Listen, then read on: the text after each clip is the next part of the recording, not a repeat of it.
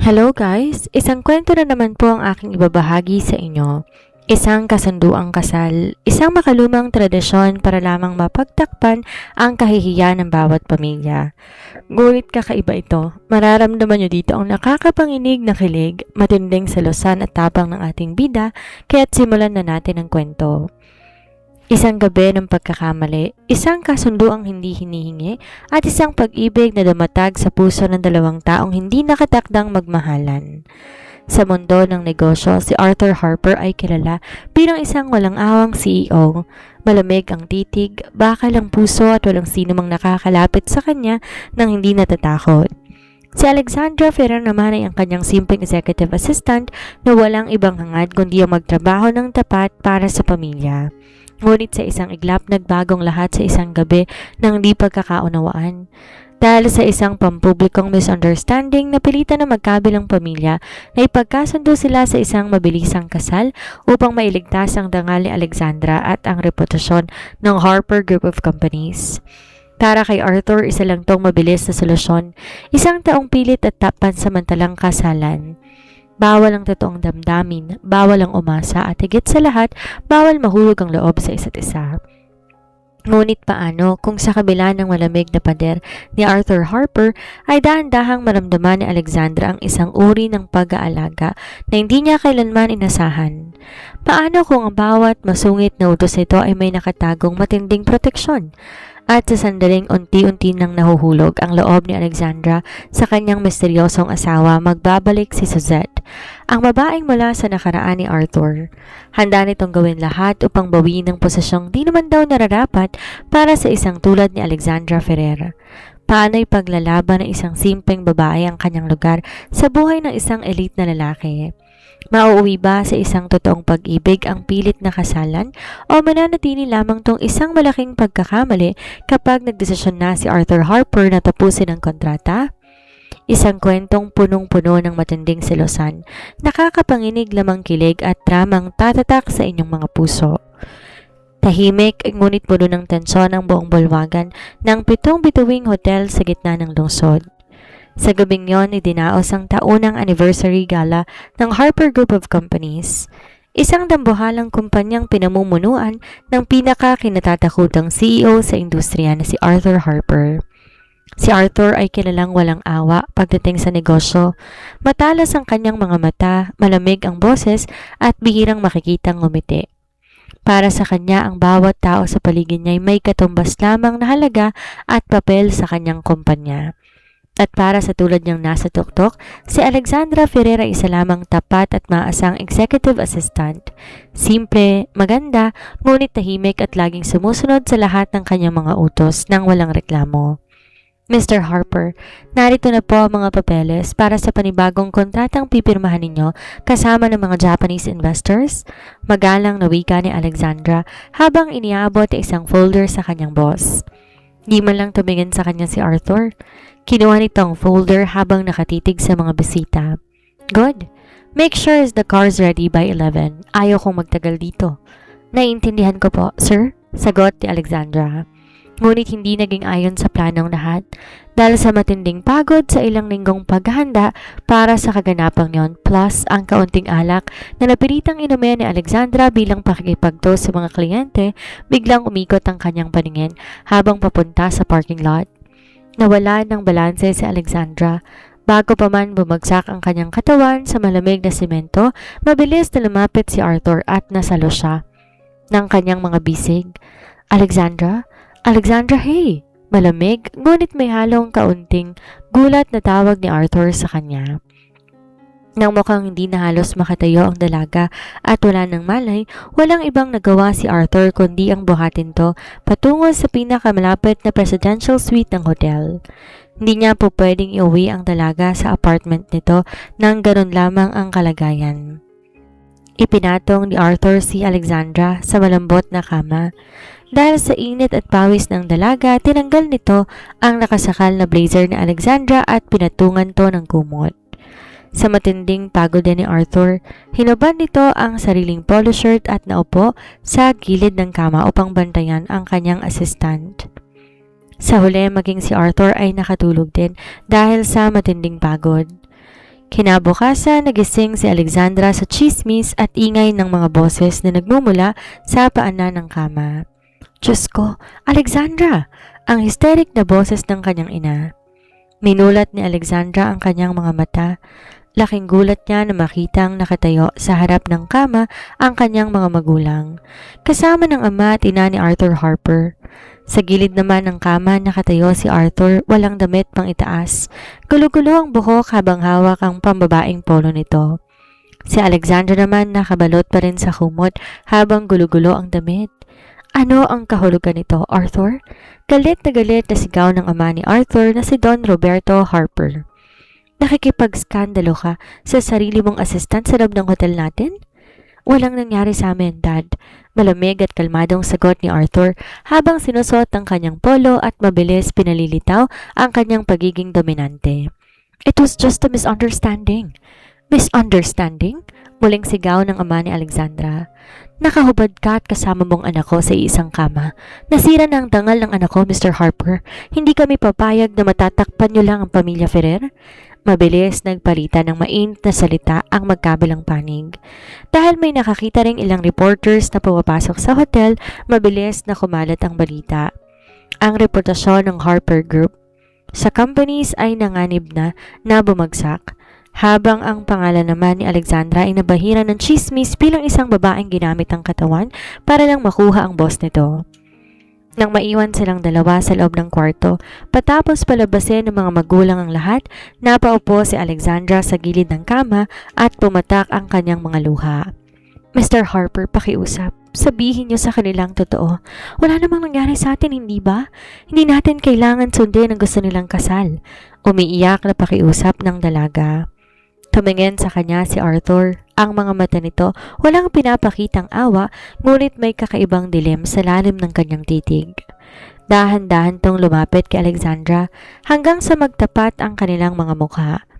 Do you think they will listen to us, Alexandra? The media is outside. My father is furious. If this scandal breaks out, the Harper Group stock will plunge tomorrow morning. Malamig na wika ni Arthur. At higit sa lahat, ang pangalan ng pamilya mo masisira ng tuluyan. Pero hindi ko kayo mahal at alam kong ayaw nyo rin sa akin, pahayag ng dalaga. Kakasalan kita, seryosong sagot ni Arthur habang sinusot ang kanyang mamahaling relo. Ngunit huwag kang magkakamaling umasa ng kahit ano sa akin. 1 taong kasunduan lang to. Papipirmahin kita ng prenuptial agreement. Pagkatapos sa 1 taon, maghihiwalay tayo ng tahimik at bibigyan kita ng sapat na pera para sa buhay mo. Tinitigan ni Alexandra ang mukha ng lalaki. Wala siya nakitang kahit anong emosyon. Walang lambing, walang pagmamahal. Purong negosyo at obligasyon lamang. Walang nagawa ang dalaga kundi ang tumango habang umaagos ang luha sa kanyang mga pisngi. Hinding-hindi niya inasahan na sa isang gabi lamang ang lalaking kinatatakutan at ginagalang niya magiging asawa niya sa papel. Mabilis at halos walang buhay na naganap ang kasal.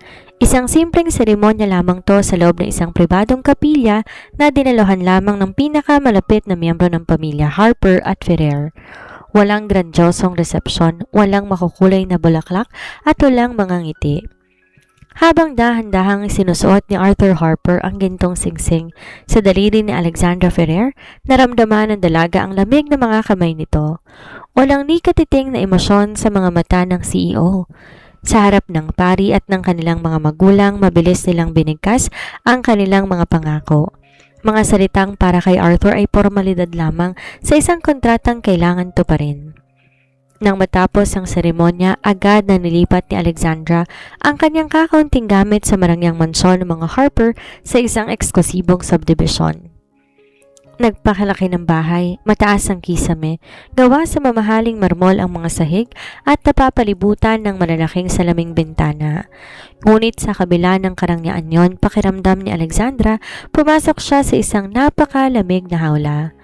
Nakatayo si Arthur sa gitna ng malawak na sala habang nakalagay ang mga kamay sa bulsa ng kanyang slacks. Nakatitig siya kay Alexandra na hawak-hawak pa rin ang kanyang lumang maleta. May 2 master's bedroom sa ikalawang palapag. Malamig na panimula ni Arthur. Ang kwarto sa kanang bahagi ang sakin, ang sa kaliwa ang gagamitin mo. Don't cross into my personal space unless necessary. Tumingin si Alexandra sa kanya, pilit pinatatag ang boses. Naiintindihan ko, Mr. Harper. Nalingkit ang mga mata ni Arthur. At kapag wala tayo sa harap ng media o ng pamilya natin, huwag mo kong tatawaging Mr. Harper kapag nasa bahay tayo. Arthur will do. Pero sa opisina, mananatili kang executive assistant ko. Maliwanag? Maliwanag, Arthur? Mahinang sagot ng dalaga. Sa mga sumunod na linggo, naging mabilis ang ikot ng buhay ni Alexandra. Sa araw, siya ang maaasahang assistant na nag-aayos ng mga dokumento, nag-i-schedule ng mga pagpupulong at sumasagot sa mga tawag para kay Arthur sa Harper Group of Companies. Sa gabi, siya ang formal na asawa na kasama nitong kumakain sa napakahabang hapagkainan ng halos walang imik. Sanay si Alexandra sa masungit na trato ng kanyang boss, ngunit ang di niya pinaghandaan ay ang maliliit at di may paliwanag na kilos ni Arthur na nagpapagulo sa kanyang isipan. Isang gabi, inabot si Alexandra na matinding lagnat at sipon dahil sa sunod-sunod na overtime sa opisina. Hindi siya nakatayo sa kanyang kama, ang buong katawan niya ay nanginginig sa lamig kahit nababalot siya sa dalawang makapal na kumot.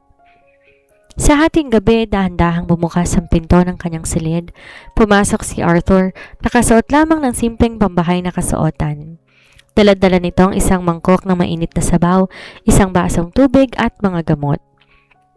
Dahan-dahan siyang lumapit sa kama, umupo sa gilid nito. Nang idikit ni Arthur ang likod ng kanyang palad sa noo ni Alexandra, nagulat ang dalaga sa biglang init ng kamay ng lalaki. May mataas kang lagnat, seryosong sabi ni Arthur habang kinilalagyan ng basang bimpo ang noo ng dalaga. Arthur, bakit ka nandito? Nanghihinang tanong ni Alexandra, halos pabulong na ang boses. Baka mahawaan kita. Hindi sumagot si Arthur. Sa halip, maingat niyang inalalayan si Alexandra na maupo upang makainom ng gamot at makahigop ng mainit na sabaw. Ang kanyang mga kilos ay napakadahan-dahan, malayo sa mabilis at agresibong galaw na kinabibilangan niya sa opisina. Nang mapainom ang gamot, dahan-dahan niyang inihiga ulit si Alexandra. Inayos ang kanyang kumot hanggang sa leeg nito.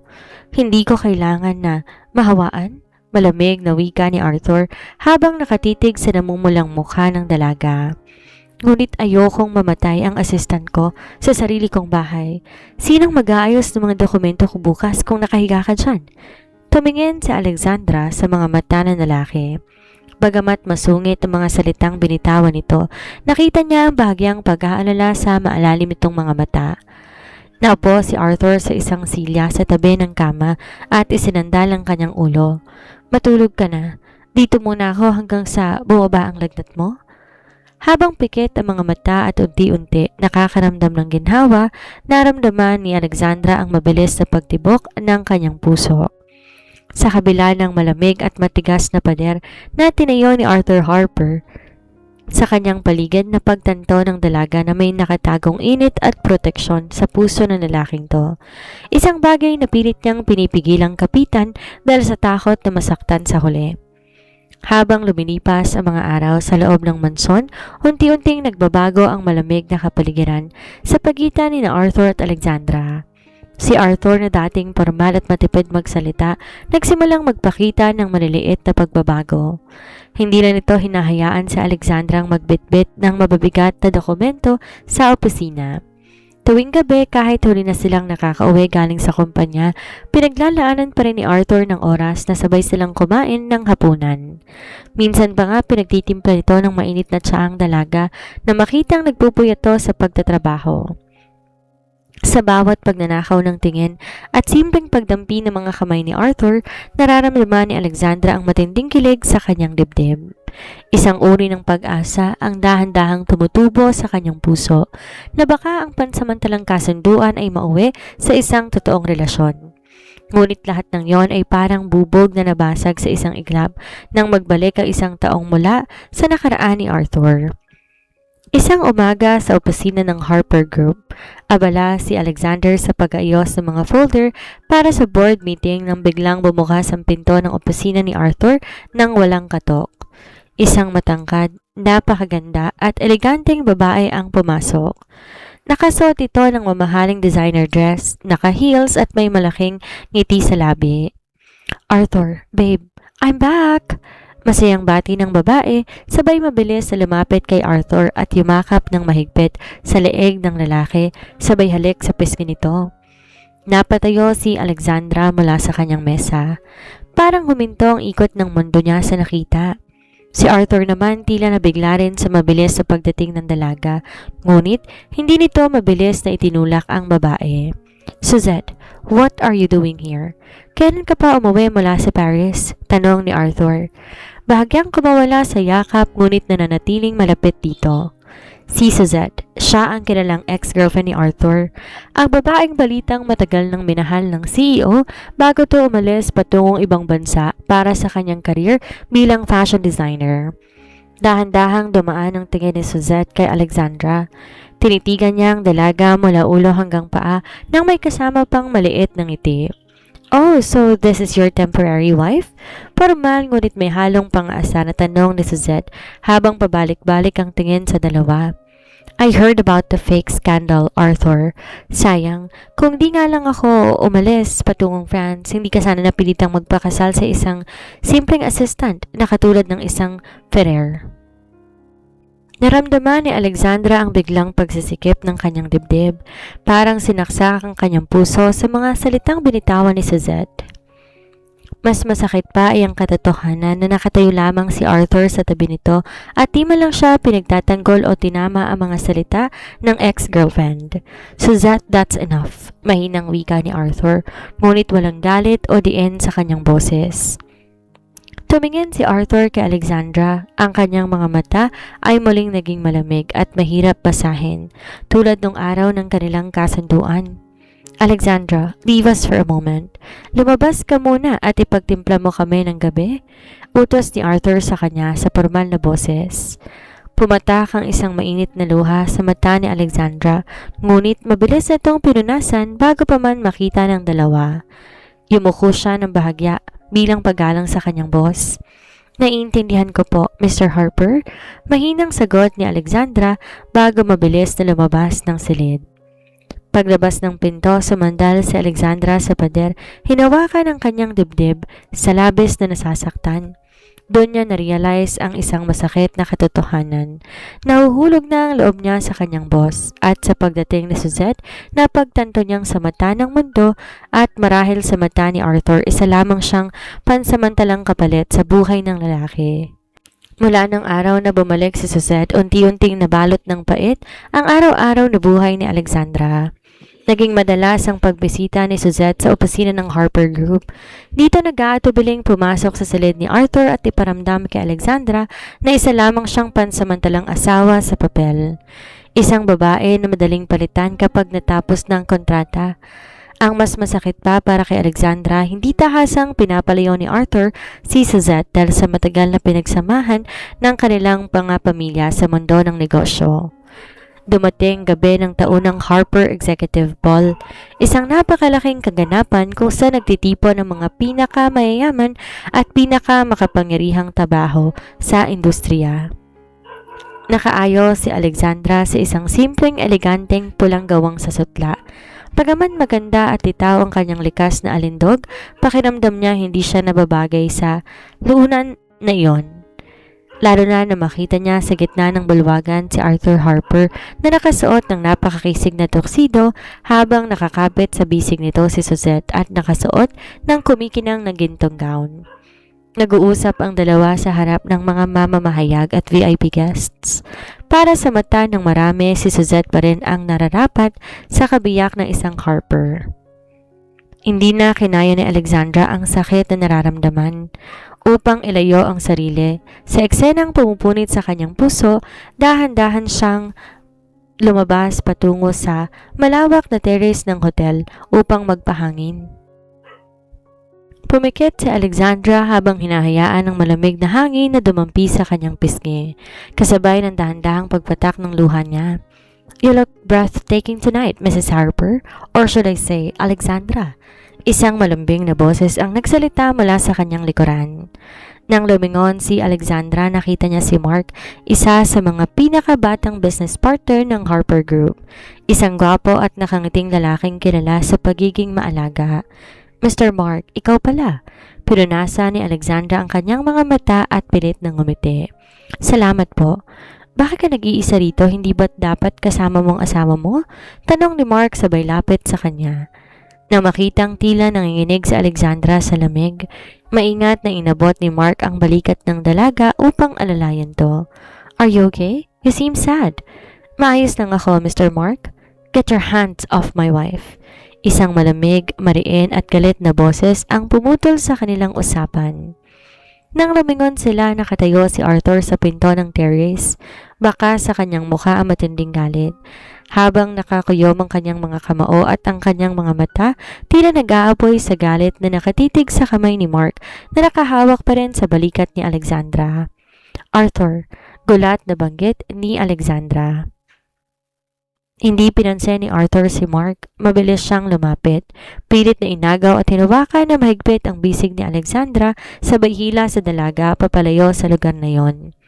Dahil sa bilis at lakas ng galaw ni Arthur, napasunod na lamang si Alexandra habang nilalagpasan nila ang mga taong nagulat sa ginawa ng CEO. Pinalabas sila ni Arthur sa nakaparadang luxury car sa basement ng hotel. Pagpasok nila sa loob ng sasakyan, pabalagbag na isinarado ni Arthur ang pinto. Ano bang problema mo, Arthur, ha? Galit na tumiiyak na sigaw ni Alexandra nang bang hinahawakan ng kanyang namumulang pisngi. Bakit ka nagkakaganyan? Kinakausap ko lang naman si Marka. Problema ko? Ikaw ang problema ko, Alexandra, sigaw ni Arthur habang humaharap sa kanya. Ang kanyang boses ay puno ng matinding emosyon na hindi pa kailanman nakita ng dalaga. Nakalimutan mo na bang asawa kita? Ayoko naghihintay at nakikitang may ibang lalaki na humahawak sa'yo. Ayoko nakikita kang ngumingiti sa ibang tao. At bakit? Humahagulhol si Alexandra. Di na mapigilan lahat ng sakit na naipon sa kanyang dibdib. Bakit ka nagkakaganyan? Nagsiselos ka ba dahil kung hindi? Huwag mo kong tatratuhin ng ganito. Nakikihalubilo ka nga kay Suzette sa harap ng lahat, hindi ba? Hinahayaan mo siya na hawakan ka at insultihin ako. So anong karapatan mong magalit sa akin? Natahimik ang buong loob ng sasakyan. Tiningnan ni Arthur ang umiiyak na mukha ng dalaga. Nawala ang galit sa kanyang mga mata at napalitan to ng matinding sakit at pagsisisi. Dahan-dahan niyang inabot ang mukha ni Alexandra, pinunasan ng mga luhang umaagos sa pisngi nito gamit ang kanyang mga daliri. Oo, Alexandra. Mahina ngunit tapat na sagot ni Arthur habang nakatitig ng malalim sa mga mata ng dalaga. Nagsiselos ako. Nasisira ang bait ko kapag may ibang lalaking lumalapit sa iyo. At ginagawa akong lahat para protektahan ka kay Suzette at sa pamilya ko. Dalayo kong makaladkad ka sa gulo nila. Huminga ng malalim si Arthur bago binaba ang kanyang noo sa noo ni Alexandra. Hindi ko nakasunduan ang pagtingin ko sa iyo, Alexandra. Nagsiselos ako. Dahil totoo na mahal na kita. Nabalot ng katahimikan ng loob ng kotse pagkatapos ng mga salitang binitawan ni Arthur. Parang huminto ang ikot ng mundo para kay Alexandra. Nakatitig lang siya sa malalalim at seryosong mga mata ng lalaki. Ang dating malamig at kinatatakutang CEO na si Arthur Harper ay nakatungo sa harapan niya. Bakas ang kawalan ng kasiguraduhan at matinding takot na baka tanggihan siya ng babaeng mahal niya. Arthur, anong sinabi mo? Halos pabulong na tanong ni Alexandra habang patuloy na umaagos ang luha sa kanyang mga pisngi. Huminga na malalim si Arthur, inabot niya ang dalawang kamay ni Alexandra at mahigpit tong hinawakan. Mahal kita, Alexandra, muling pahayag ni Arthur. Ang boses ito ay pinalambot ng tunay na emosyon. Nagsimula ang lahat bilang isang kasunduan, isang paraan para ligtas ang kumpanya at ang pangalan mo. Sinubukan kong pigilan dahil ayoko itali ka sa akin ang labag sa loob mo.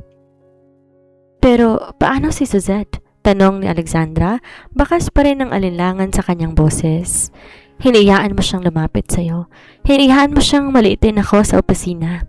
Napasara ang mga mata ni Arthur sa matinding pagsisisi. I'm sorry, Alexandra. Suzette's family holds a massive share in our overseas holding. Naghahanap ako ng tamang tiyempo para putulin ang koneksyon nila sa kumpanya nang di naapektuhan ang pamilya mo. Hindi ko nilinaw sa'yo dahil ayoko mag-alala ka, ngunit mali ako. Nasaktan kita nang di ko sinasadya. Dahan-dahang tinaas ni Arthur ang kamay ni Alexandra at ninilapat ang mainit nitong palad sa kanyang dibdib, mismo sa tapat ng kanyang puso na mabilis ang pagtibok. Dito, Alexandra. Ikaw lang ang laman nito, wala nang iba. Seryosong sabi ni Arthur habang nakatitig sa kanya. Araw-araw kitang tinititigan sa opisina habang nagtatrabaho ka. At araw-araw kong pilit pinipigilan ang sarili ko na yakapin ka. Nasisirang bait ko tuwing naiisip kong matatapos ang isang taon at iiwan mo ko. Napatakip ng bibig si Alexandra habang patuloy na umiiyak. Ngunit sa pagkakataong to, hindi na dahil sa sakit, kundi dahil sa matinding kaginhawaan at kilig na pumuno sa kanyang buong pagkatao. Akala ko isa lang akong obligasyon para sa'yo. Umiiyak na wika ng dalaga. Isang matamis at maingat na ngiti ang lumabas sa mga labi ni Arthur. Isang ngiting bihira at tanging para kay Alexandra lamang nakalaan. Dahan-dahan, niyakap ang kanyang mga bisig sa bewang ng dalaga at pinalapit ito sa kanyang dibdib. You are my life now, Alexandra. Hindi kita pakakawalan. Bulong ni Arthur sa kanyang buhok bago maingat na idinampi ang kanyang mga labi sa noo at labi ng dalaga.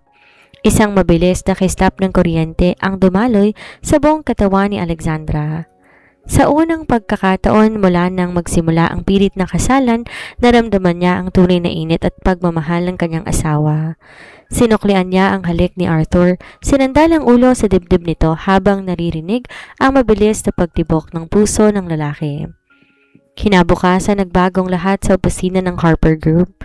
Di na malamig at malayo si Arthur. Sa harap ng mga empleyado, takasan niyang hawak ang kamay ni Alexandra habang naglalakad sila sa hallway ng kumpanya.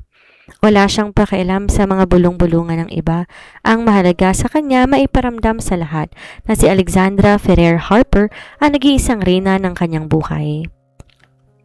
Ngunit habang nagpapakasasa ang dalawa, sa kanilang bagong natagpuang kaligayahan, hindi pa rin sumusuko si Suzette.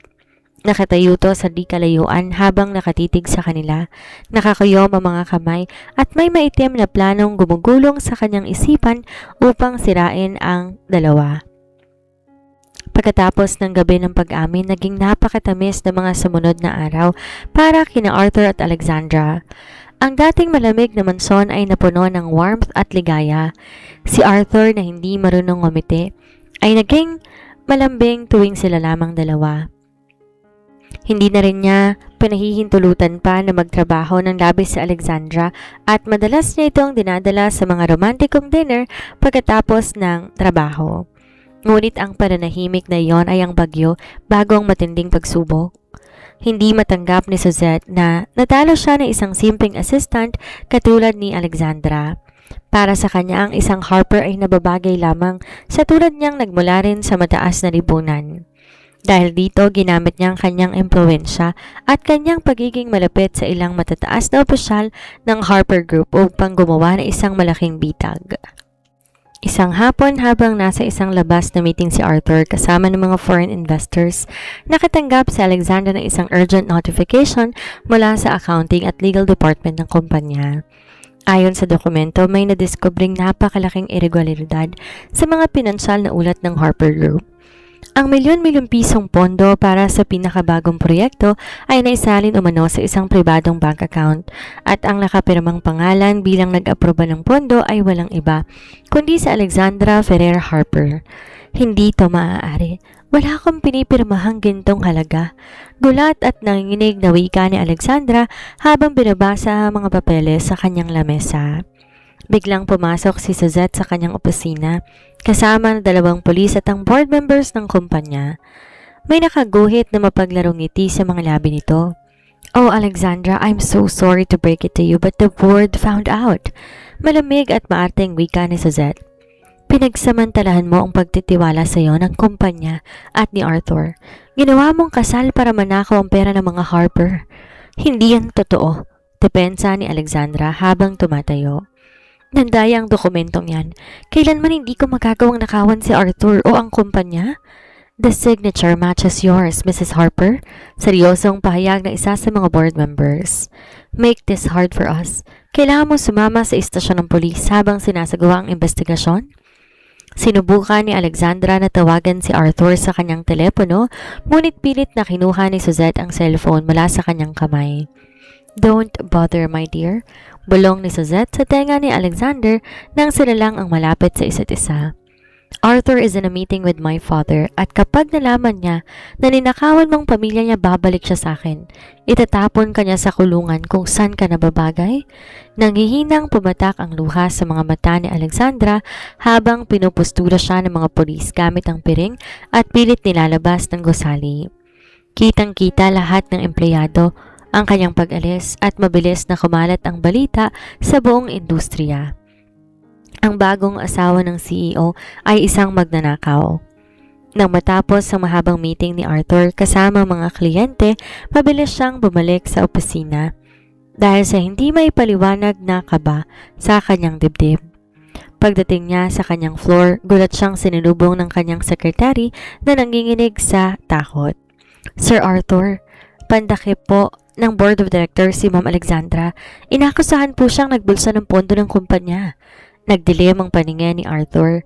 Parang may sumabog sa kanyang ulo. What? Who authorized that? Galit na sigaw ng CEO na kinatakot ng lahat ng empleyado sa paligid.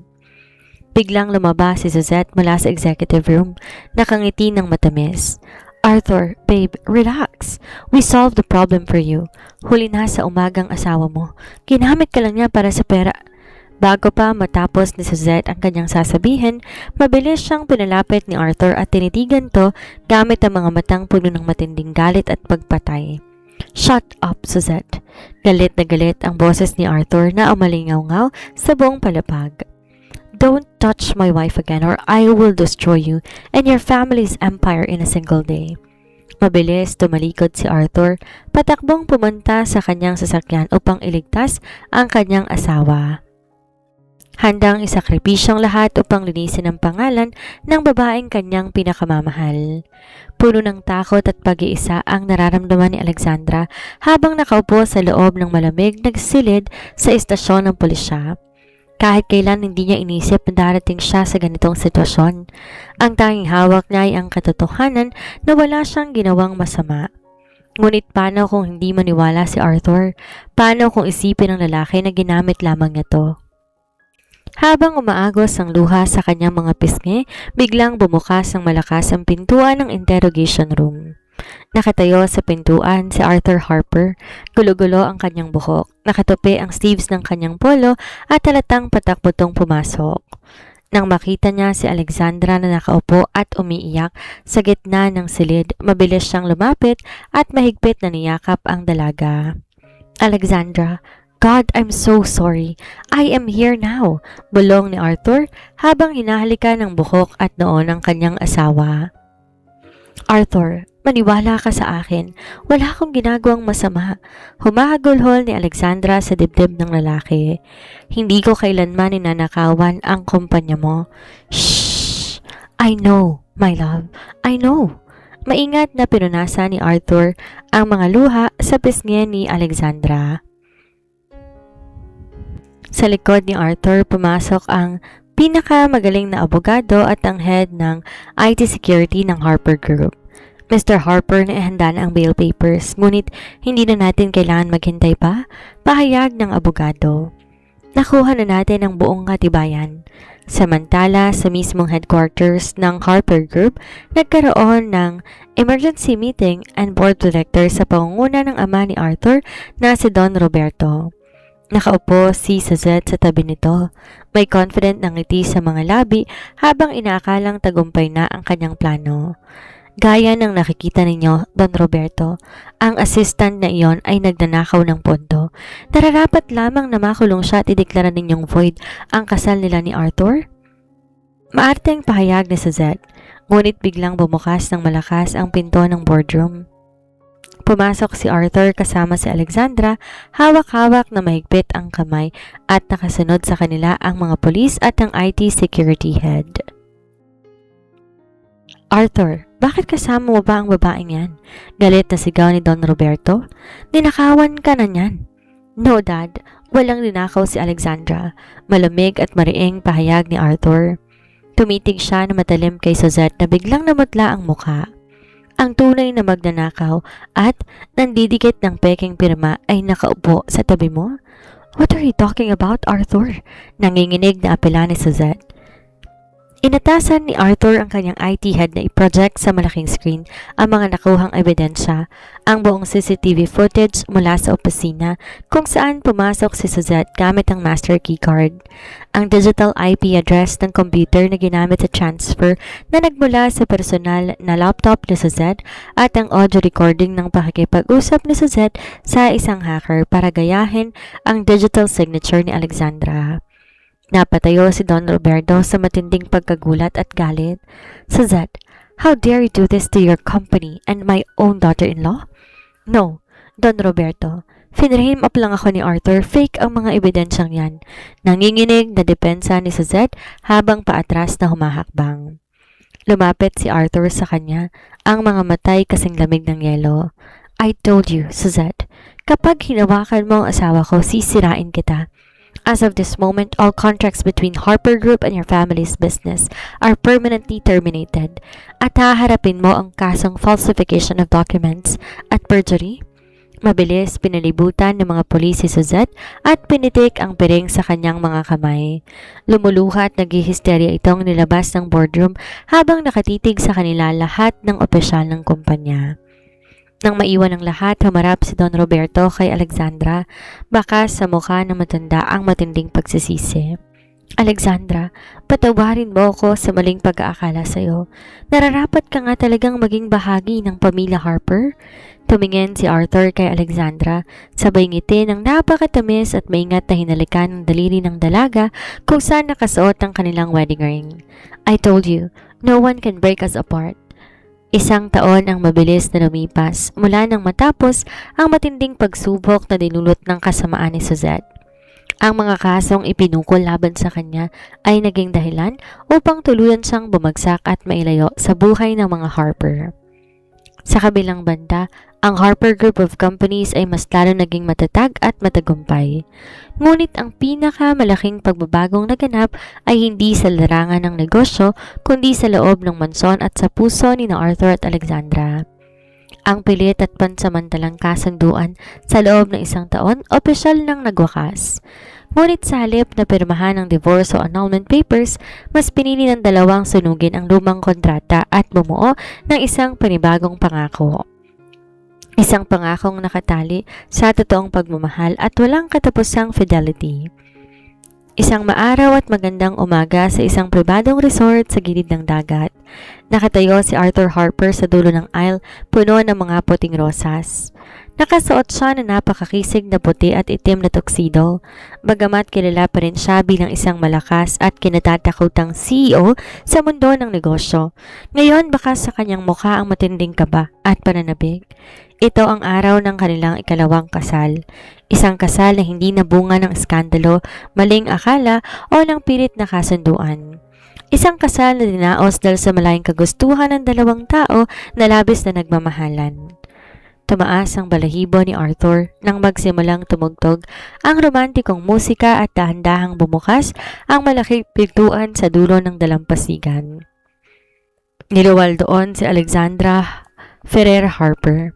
Napakaganda ng dalaga sa kanyang simpleng, eleganteng wedding gown na may mahabang traveling veil. Hawak ng isang bouquet ng mga puting bulaklak habang inaalalayan siya ng kanyang mga magulang. Nakatitig si Alexandra kay Arthur.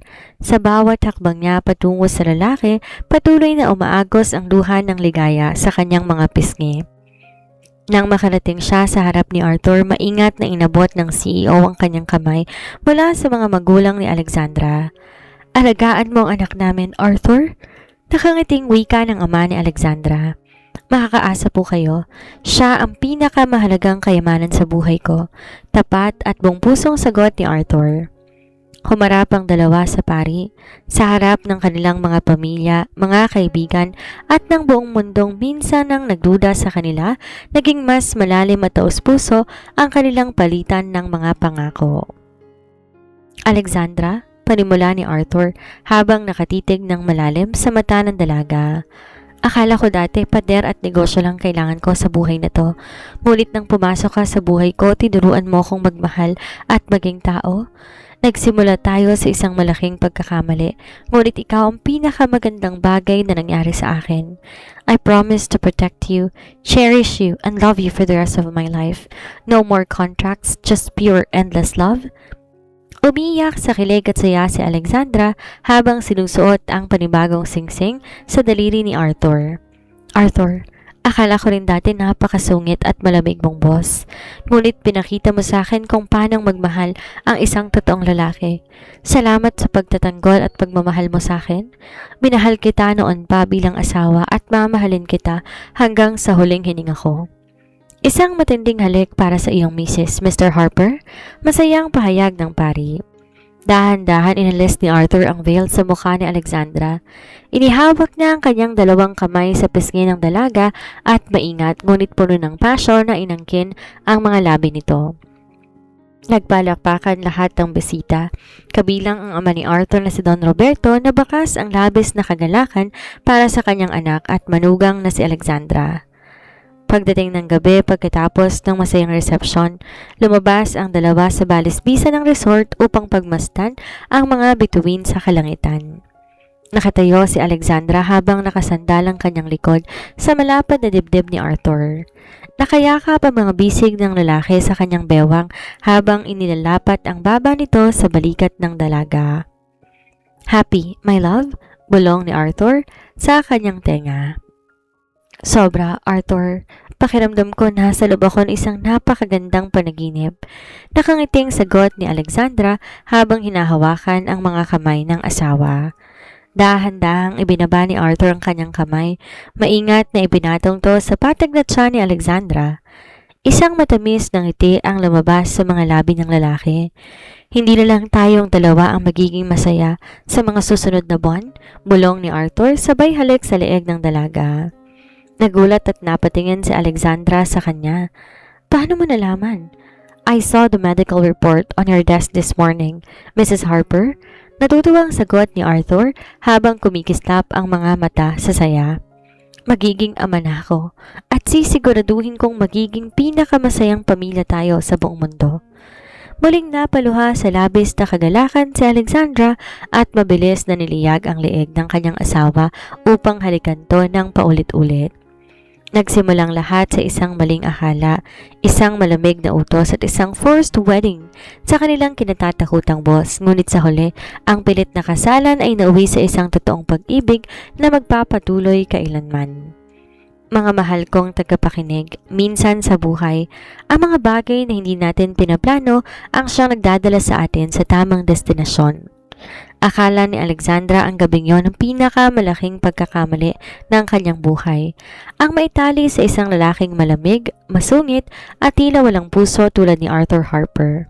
Ngunit pinakita ng kanilang kwento na ang pag-ibig hindi namumulaklak sa bilis o sa perpektong simula.